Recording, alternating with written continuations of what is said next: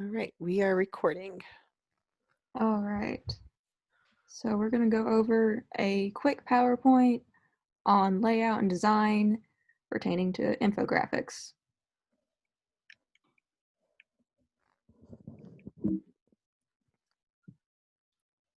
First, you have to pick a topic.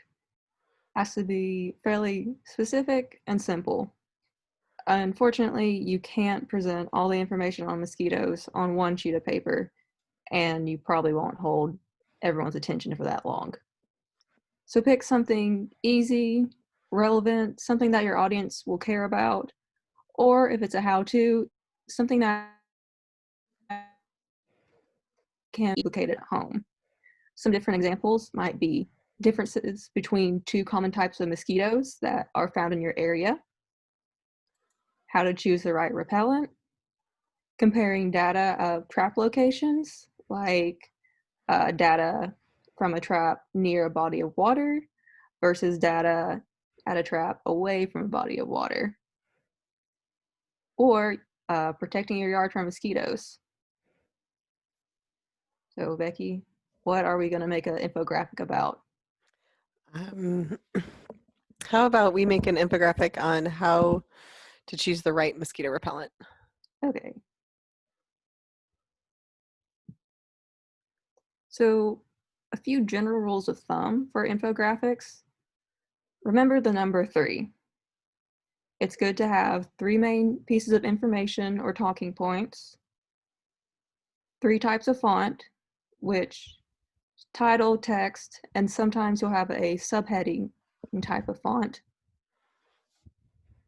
3 colors, and when you're picking colors, be mindful of how this infographic will be presented, whether it's on a screen or on a piece of paper, because some colors just don't appear right and are harsh and hard to read, like bright yellow and red.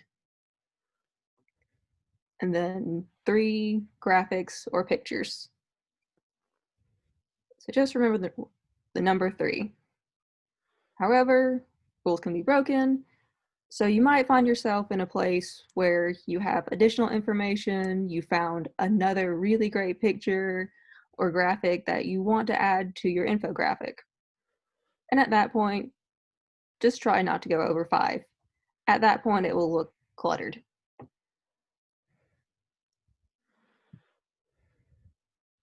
If you're planning on printing this out or posting it on a certain social media site, Google the dimensions you'll need. A lot of times, design programs use pixels to measure. So just Google pixel to inch converter and make sure nothing will get cropped out. And finally, overall, a simple, concise design will pretty much always look better than something complex, busy, and cluttered. It's easier to read, easier to digest, much easier to approach. Here is an example. And this has, although a lot of information, it is sectioned off into 4 points. I really like this one because it does have 5 sections, but it's still very clean, very simple, and I like their use of color and arrows to train your eye. And here is one I made off of Canva just to see what the program could offer. I really recommend you either Google image search, or if you have Pinterest, that's a really great place to just search for infographic design or template to draw some inspiration from. So, before Saturday's workshop, you will need to sign up for canva.com. It will ask you if you want to try out premium or pay for premium. I don't see a need in this. I'm fairly cheap. So the only thing you get is some icons will have a watermark on them if they are premium and you decide to download. You can either create a design from scratch, like a completely blank canvas, or you can search for infographic in templates and just plug and chug.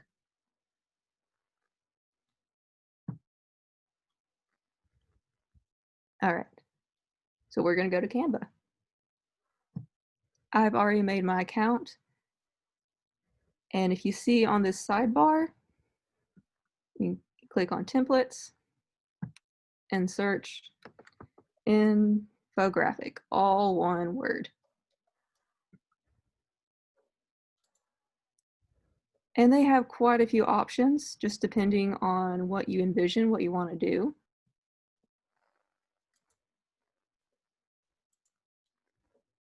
Just find something that is similar, that has the right number of steps, a good color palette. Is limitless. I really like this one, the life cycle of a butterfly. It's simple, clean, and I really like the green color palette for anything about nature. So we're going to click on that. Use this template.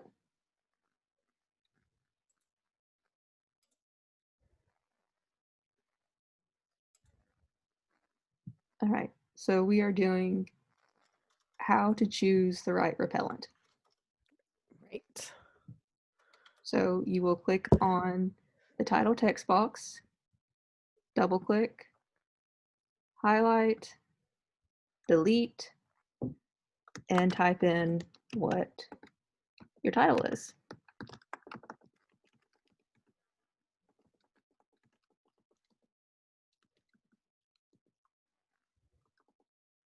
Is that how you spell repellent? I think it's an E. I have trouble with that word. It's okay. We all do. And this looks to be a little bit big. So we will highlight again, and up top with on the white rectangle, you can see different ways to manipulate text. And I want to make this smaller. So click on font size and scroll down. We'll go 56. You can also resize text box by clicking, and you'll see an arrow and dragging.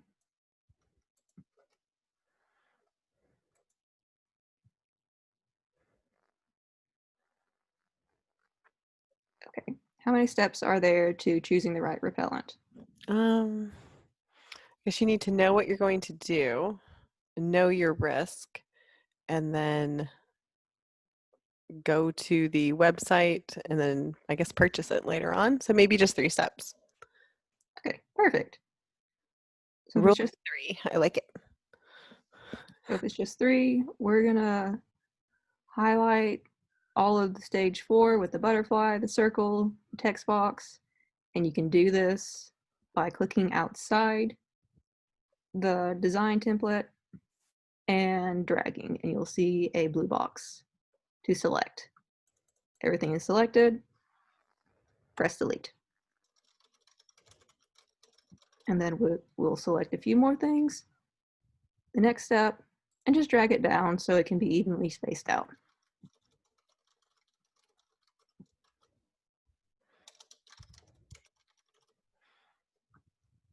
Okay, looks good. All right, so what was the first step again? Let's see. Sorry. The first step is to decide how long you will be outside. So click in the subheading text box. Step 1.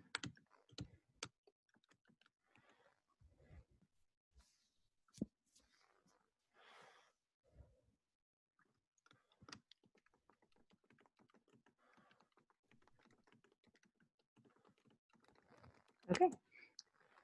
Yeah. Maybe another way that, like, how much protection do you need? But we can figure that out later. Okay. Well, another option, is there like additional information that you would want to put in smaller text? I can't think of that under pressure right now. Okay. Well, if there is, you just do the same process and click inside the text box, highlight, delete everything, and then type what you need.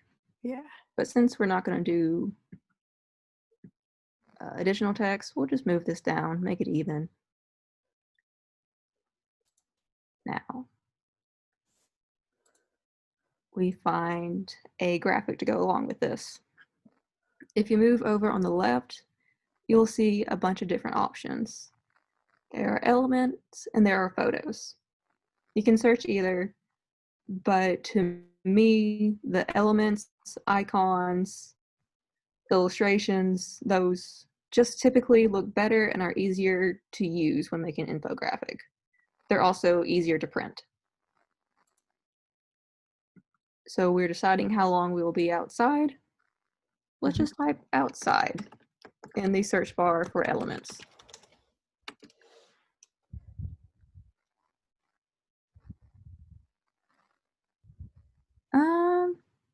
I don't know if I like these. So maybe All right, try nature. I like nature. nature. Oh, that's a good one. Yeah.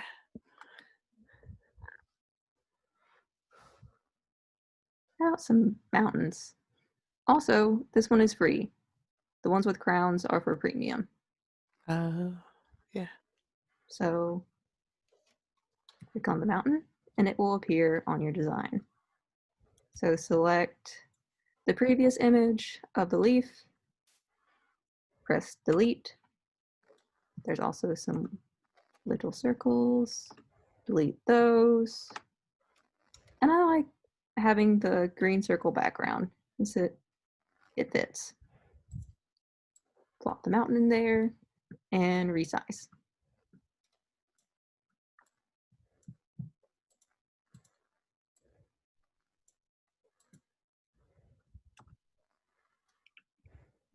And step 2 is Kind of determine who is at risk and at risk for what. So this would be if it's a child versus the parent versus you. Maybe something you would apply to yourself, you wouldn't apply to somebody else. okay.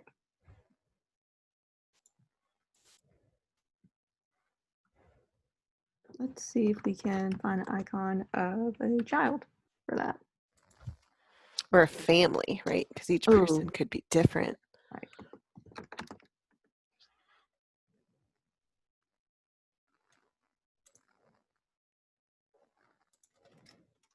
Here's a good one. Once again, fairly simple. And we deleted the previous illustration. And we're going to move our current choice into the right space. Might have to move the text around, maybe resize to take up more space.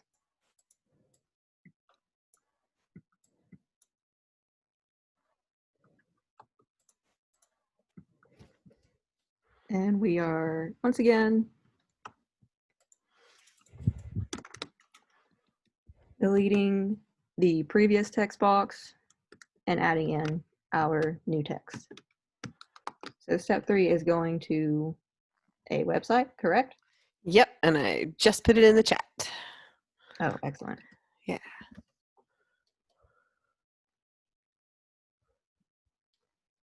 Hopefully it works. We'll copy that.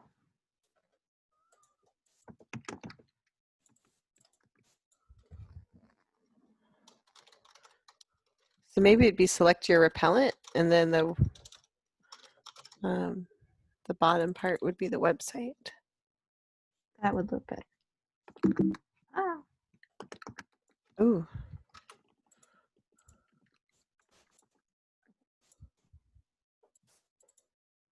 And then pasting other text and making it a little bit smaller.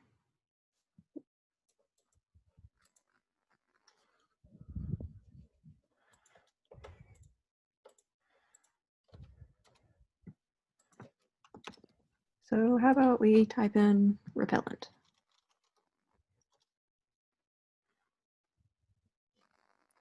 Hmm. I really like this guy. It is for premium. So if I download it, I will have a watermark, which for what I'm doing, not a big deal. So once again, delete previous pictures, move this in, and this doesn't go with my color scheme. So go back up to the white toolbar up top, click on color towards the left, and here's a dark green. Much better. Everything is now a little more cohesive. So this is just a super simple infographic crash course. I really recommend everyone to go into Canva before Saturday's meeting and play around. See if you can make your own infographic. You can maybe look at different templates depending on what you want to do with your students, whether it be a social media post, a poster. They have a lot of options. And really the best way to do this is just by playing around with it and clicking. All right. Guess I'll see you on Saturday. Thank you.